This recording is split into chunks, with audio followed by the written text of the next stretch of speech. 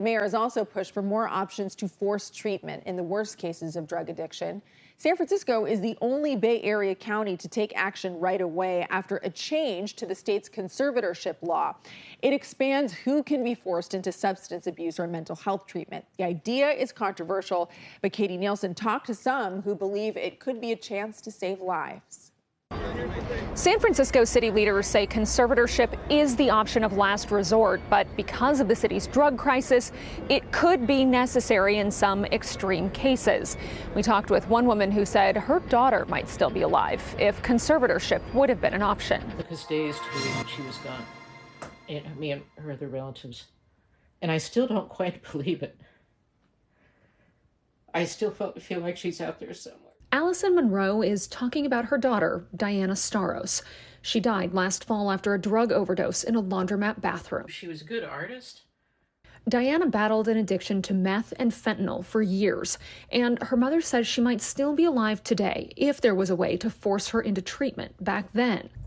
They could have said, you don't have the sense not to take these kind of drugs. You know, you need to be kept away from them until you're well enough to know to keep away from them. That's the idea behind the change in the conservatorship law.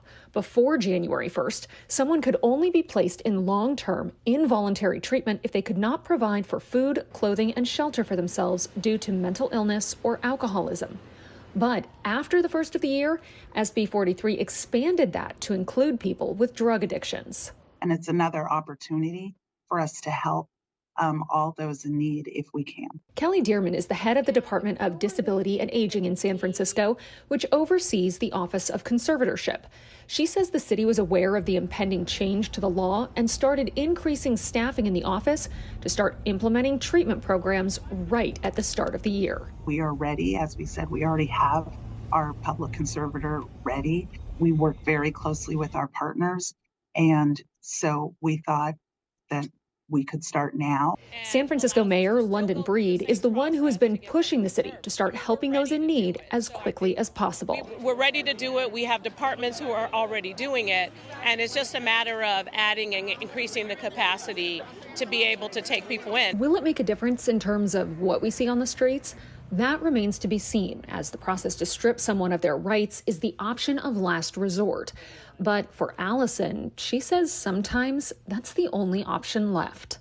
I think she would still be, definitely she would still be alive, because it gives us a tool to work with. And so I'm hoping we implement it as soon as possible. Opponents of the conservatorship plan say involuntary treatment does not work, and the money should be instead put towards supportive programs like mental health services and housing.